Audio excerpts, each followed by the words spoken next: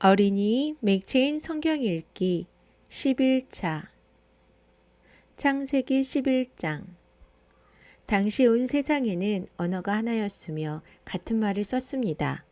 사람들이 동쪽에서 와서 신할 땅에서 평원을 발견하고는 그곳에 정착했습니다. 그들이 서로 말했습니다. 자, 우리가 벽돌을 만들어 단단하게 굽자. 그들은 돌 대신 벽돌을, 진흙 대신 역청을 사용했습니다. 그리고 그들이 말했습니다. 자, 우리가 우리를 위해 성을 쌓고 하늘까지 닿는 탑을 쌓자. 우리를 위해 이름을 내고 온 지면에 흩어지지 않게 하자. 여호와께서 사람들이 쌓는 성과 탑을 보시기 위해 내려오셨습니다. 그리고 여호와께서 말씀하셨습니다. 저들이 한 민족으로서 모두 한 언어로 말하고 있어 이런 짓을 벌이기 시작했다. 그러니 이제 그들이 하고자 꾸미는 일이라면 못할 게 없을 것이다. 자, 우리가 내려가서 거기에서 그들의 언어를 혼란하게 해 서로 알아듣지 못하게 하자. 그리하여 여호와께서는 그들을 그곳에서부터 온 땅에 흩어버리셨습니다. 그들은 성 쌓는 것을 그쳤습니다. 그래서 그곳 이름이 바벨이라 불리는 것입니다. 그곳에는 여호와께서 온 세상의 언어를 혼란하게 하셨기 때문입니다. 그곳에서 여호와께서 그들을 온 땅에 흩으셨습니다. 셈의 족보는 이러합니다. 셈은 홍수 후 2년 뒤인 100세에 아르박삭을 낳았습니다. 셈은 아르박삭을 낳은 후 500년을 더 살면서 다른 자녀들을 낳았습니다. 아르박삭은 35세에 셀라를 낳았고 셀라를 낳은 후 403년을 더 살면서 다른 자녀들을 낳았습니다. 셀라는 30세에 에벨을 낳았고 에벨을 낳은 후 403년을 더 살면서 다른 자녀들을 낳았습니다. 에벨은 34세에 벨렉을 낳았고 벨렉을 낳은 후 430년을 더 살면서 다른 자녀들을 낳았습니다. 벨렉은 30세에 르우를 낳았고 르우를 낳은 후 209년을 더 살면서 다른 자녀들을 낳았습니다. 르우는 32세에 수룩을 낳았고 수룩을 낳은 후 207년을 더 살면서 다른 자녀들을 낳았습니다. 스룩은 30세에 나홀을 낳았고 나홀을 낳은 후 200년을 더 살면서 다른 자녀들을 낳았습니다. 나홀은 29세에 데라를 낳았고 데라를 낳은 후 119년을 더 살면서 다른 자녀들을 낳았습니다. 데라는 70세에 아브람, 나홀, 하란을 낳았습니다. 데라의 족보는 이러합니다. 데라는 아브람, 나홀, 하란을 낳았습니다. 하란은 롯을 낳았습니다. 하란은 자기가 태어난 갈대아의 우르에서 자기 아버지 데라보다 먼저 죽었습니다. 아브람과 나홀은 장가를 갔습니다. 아브람의 아내의 이름은 사레였고 나홀의 아내의 이름은 밀가였습니다. 밀가는 하란의 딸이었으며 하란은 밀가와 이스가의 아버지입니다. 사레는 아기를 낳지 못해서 자식이 없었습니다. 데라는 자기 아들인 아브람, 그리고 자기 아들 하란의 아들인 손자 롯, 그리고 자기 아들 아브람의 아내이자 자기 며느리인 사레를 데리고 함께 갈대아의 우르를 떠나 가나안으로 향했습니다. 그러나 그들은 하란에 이르러 거기에서 살게 됐습니다. 데라는 205세까지 살다가 하란에서 죽었습니다. 마태복음 10장 예수께서 12제자를 부르셔서 그들에게 더러운 귀신들을 쫓아내는 권세를 주시고 모든 질병과 모든 아픔을 고치게 하셨습니다. 12사도들의 이름은 이렇습니다. 먼저 베드로라고도 하는 시몬과 그 동생 안드레, 세베대의 아들 야고보와 그 동생 요한, 빌립, 바돌로메, 도마, 세리 마테, 알페오의 아들 야고보, 다데오, 열심당원 시몬, 그리고 예수를 배반한 가룟 유다 사람 유다입니다.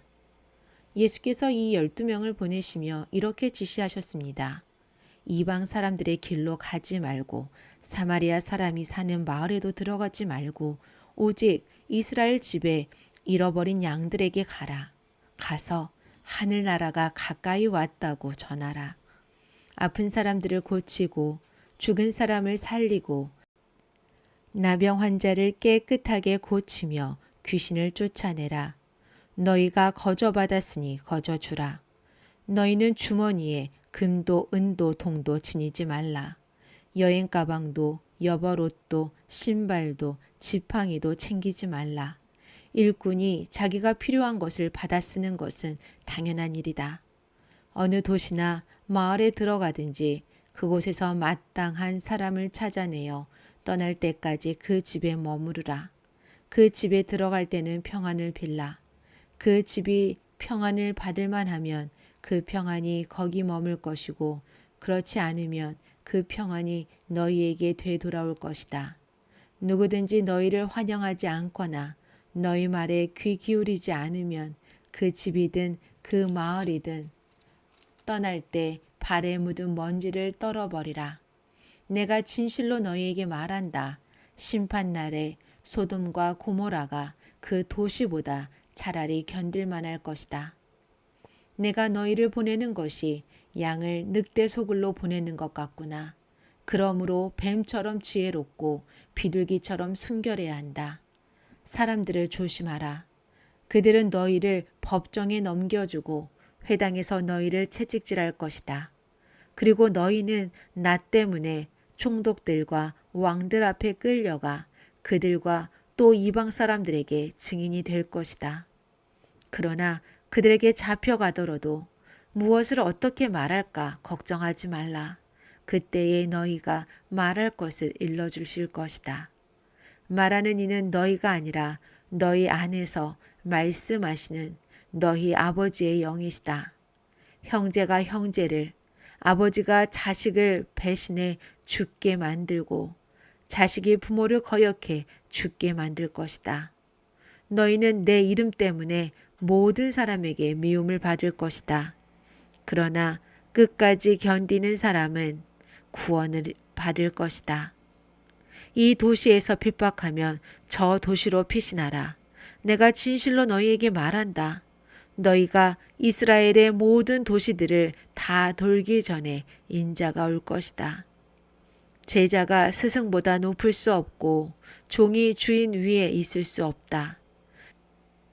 제자가 스승만큼 되고 종이 주인만큼 되면 그것으로 충분하다. 그들이 집주인을 바알세불이라 불렀으니 하물며 그 집안 사람들에게는 얼마나 더 심하겠느냐. 그러므로 그런 사람들을 두려워하지 말라.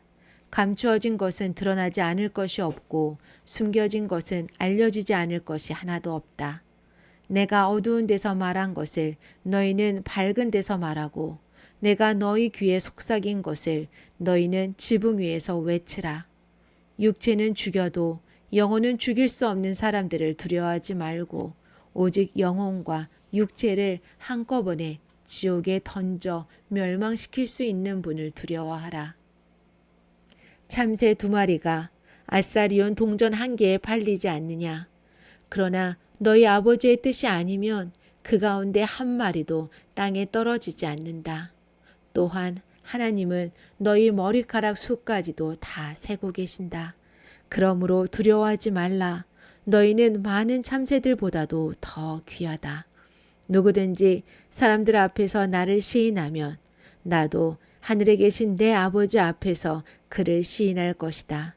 그러나 누구든지 사람들 앞에서 나를 부인하면 나도 하늘에 계신 내 아버지 앞에서 그를 부인할 것이다. 내가 이 땅에 평화를 주러 왔다고 생각하지 말라. 나는 평화가 아니라 칼을 주러 왔다. 나는 아들이, 아버지와 딸이, 어머니와 며느리가, 시어머니와 서로 다투게 하려고 왔다. 그러므로 사람의 원수는 자기 집안 식구가 될 것이다. 누구든지 나보다 자기 부모를 더 사랑하는 사람은 내게 합당하지 않다. 나보다 자기 아들, 딸을 더 사랑하는 사람도 내게 합당하지 않다. 또 누구든지 자기 십자가를 지지 않고 나를 따르는 사람도 내게 합당하지 않다. 자기 목숨을 얻으려는 사람은 그 목숨을 잃을 것이요 나를 위해 자기 목숨을 잃는 사람은 그 목숨을 얻을 것이다. 너희를 영접하는 사람은 나를 영접하는 것이고 나를 영접하는 사람은 나 보내신 분을 영접하는 것이다. 누구든지 예언자를 예언자로 여겨 영접하는 사람은 예언자의 상을 받을 것이고 누구든지 의인을 의인으로 여겨 영접하는 사람은 의인의 상을 받을 것이다. 내가 진실로 너희에게 말한다. 누구든지 내 제자라는 이유로 이 작은 사람들 중 하나에게 냉수 한 그릇이라도 주는 사람은 반드시 그 상을 놓치지 않을 것이다. 에스라 10장. 에스라가 하나님의 집 앞에 엎드려져 울며 기도하고 죄를 고백할 때 남녀 어린아이 할 것 없이 이스라엘 사람들이 무리를 지어 그에게 모여들어 통곡했습니다. 그때 엘람 자손 가운데 하나인 여히엘의 아들 스가냐가 에스라에게 말했습니다. 우리가 이 땅 민족의 이방 여자와 결혼해 우리 하나님께 죄를 지었습니다. 그러나 이런 일에도 불구하고 이스라엘에게는 아직 소망이 있습니다. 우리가 우리 하나님 앞에 언약을 세워 내 주와 우리 하나님의 계명을 두려워하는 사람들의 충고에 따라 모든 이방 여자들과 그 자녀들을 내쫓아 버립시다. 율법에 따라 그렇게 하도록 합시다. 자, 일어나십시오. 이 문제는 당신 손에 달렸습니다. 우리가 힘이 돼줄 테니 용기를 내 그렇게 하십시오. 그리하여 에스라가 일어나 지도자인 제사장과 레위 사람과 모든 이스라엘이 이 말에 따르기로 맹세하게 하니 그들이 맹세했습니다. 에스라는 하나님의 집 앞에서 물러나 엘리야십의 아들 여호하난의 방으로 갔습니다. 그는 포로로 잡혀갔다 돌아온 사람들의 죄에 애통하며 빵도 물도 입에 대지 않았습니다. 그때 포로로 잡혀갔다 돌아온 사람은 모두 예루살렘에 모이라는 칙령이 유다와 예루살렘 전역에 걸쳐 공포됐습니다. 누구든지 3일 안에 나타나지 않는 사람은 관리들과 장로들의 결정에 따라 모든 재산을 박탈하고 포로로 잡혀갔다 돌아온 사람의 모임에서 내쫓는다는 내용이었습니다. 그리하여 유다와 베냐민 모든 사람들이 3일 안에 예루살렘에 모였습니다. 그날은 9째 달 20일이었습니다. 모든 백성들이 하나님의 집 앞 광장에 앉아 그 문제 때문에 또한 쏟아지는 비 때문에 떨고 있었습니다. 그때 제사장 에스라가 일어나 그들에게 말했습니다. 여러분이 죄를 지었습니다. 이방 여자와 결혼함으로써 이스라엘에 죄를 더했습니다. 그러므로 이제 여러분의 조상들의 하나님 여호와께 죄를 고백하고 여호와께서 기뻐하시는 일을 하십시오. 이방 민족과 관계를 끊고 여러분의 이방 아내와도 관계를 끊으십시오. 그러자 온 회중이 큰 소리로 대답했습니다. 당신이 옳습니다. 우리는 당신이 말씀하신 대로 해야 합니다. 그러나 여기 백성들이 많이 있고 지금은 비가 내리는 계절이므로 우리는 밖에 서 있을 수가 없습니다. 게다가 이 일은 하루 이틀에 해결될 문제가 아닙니다. 이 일로 죄를 지은 사람이 많기 때문입니다. 온 회중을 대표해 우리 관리들을 세우고 여러 성읍에 사는 사람 가운데 이방 여자와 결혼한 사람은 모두 각 마을의 장로와 재판장과 함께 정해진 시간에 오도록 해 이 문제에 대한 우리 하나님의 불같은 진노가 우리에게서 떠나가게 해주십시오. 이 일에 반대한 사람은 오직 아사엘의 아들 요나단과 디가의 아들 야스야였고 이들에게 동조한 사람은 무슬람과 레이 사람 삽부대 뿐이었습니다. 포로로 잡혀갔다 돌아온 많은 사람들은 에스라의 의견을 지지했습니다. 제사장 에스라는 각 가문에 따라 이름별로 몇몇 우두머리를 따로 세웠습니다. 그들은 10째 달 1일에 자리에 앉아 사례들을 조사했습니다. 이방 여자와 결혼한 모든 사람을 조사한 그 일은 다음 해 첫째 달 1일에 끝났습니다. 다음은 제사장 자손 가운데 이방 여자와 결혼한 사람들입니다. 요사닥의 아들 예수아와 그 형제들의 자손 가운데 마아세야, 엘리아에셀, 야립, 그달랴가 있었습니다. 그들은 모두 손을 들어서 아내를 내보내기로 서약하고 각각 자기 죄를 위해 양떼 가운데 순양 한 마리를 속건제로 드렸습니다. 인멜 자손 가운데 하나니와 스바랴, 하림 자손 가운데 마아세야, 엘리야, 스마야, 여히엘, 우시야, 바수일 자손 가운데 엘료에네, 마아세야, 이스마엘, 느다넬, 요사밧, 엘리사가 있었습니다. 레위 사람 가운데 요사밧, 시므이, 글라다라고도 하는 글라야, 브다히야, 유다, 엘리에셀이 있었고 노래하는 사람 가운데 엘리야십, 문지기 가운데는 살룸, 델렘, 우리가 있었습니다. 또 다른 이스라엘 사람으로는 바로스 자손 가운데 라아냐, 이사야, 말기야, 미야민, 엘르아살, 말기야, 분하야, 엘람 자손 가운데 마따냐, 스가랴, 여히엘, 압디, 예레못, 엘리야. 사뚜 자손 가운데 엘료에네, 엘리야시, 마따냐, 예레못, 사밧, 아시사. 베벳 자손 가운데 여호하난, 하나냐, 삽베, 아들레. 바니 자손 가운데 무술람, 말룩, 아다야, 야숲, 스알, 예레못.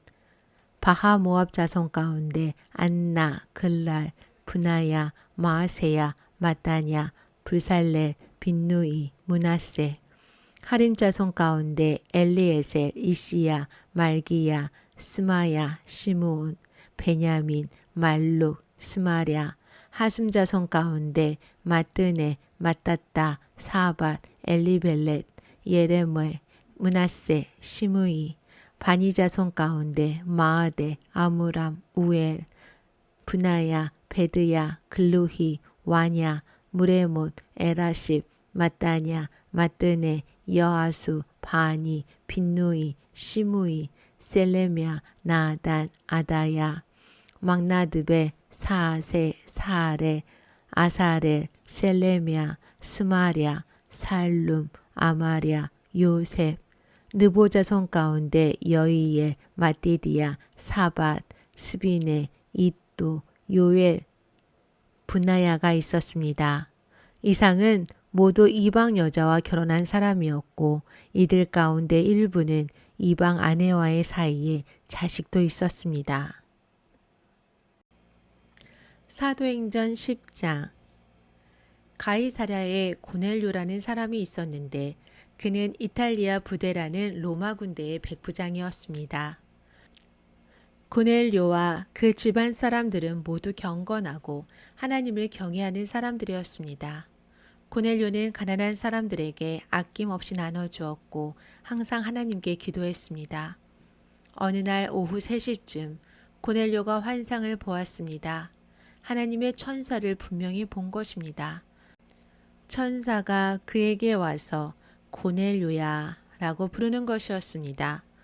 고넬료가 천사를 쳐다보고 주님 무슨 일입니까? 라고 물었습니다. 천사가 대답했습니다. 내 기도와 내가 가난한 사람들에게 준 선물이 하나님 앞에 기억되는 제물로 올려졌다.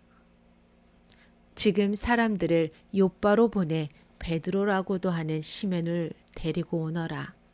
그가 지금 가죽 제품을 만드는 시몬의 집에 함께 머물고 있는데 그 집은 바닷가에 있다. 천사가 말을 전하고 떠나자 고넬료는 2명의 하인과 경건한 병사 1명을 불렀습니다.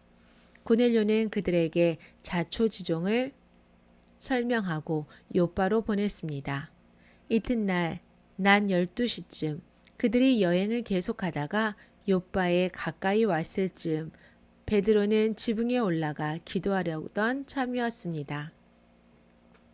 그는 배가 고파 뭔가 좀 먹었으면 했는데 음식이 준비되고 있는 동안 환상을 보게 됐습니다. 하늘이 열리고 큰 보자기 같은 것이 내 귀퉁이가 묶여 땅으로 내려오는 것이었습니다. 그 안에는 온갖 종류의 4발 가진 짐승들과 땅에 기어다니는 것들과 공중의 새들이 들어 있었습니다. 그때 베드로야 일어나 잡아먹어라 하는 음성이 베드로에게 들렸습니다. 베드로는 말도 안 됩니다, 주님. 저는 불결하고 더러운 음식은 먹어본 적이 없습니다. 라고 대꾸했습니다. 그러자 하나님께서 깨끗하게 하신 것을 불결하다고 하지 마라 는 음성이 두 번째로 들렸습니다. 이런 일이 3번 일어나더니 곧 그 보자기는 다시 하늘로 올라갔습니다.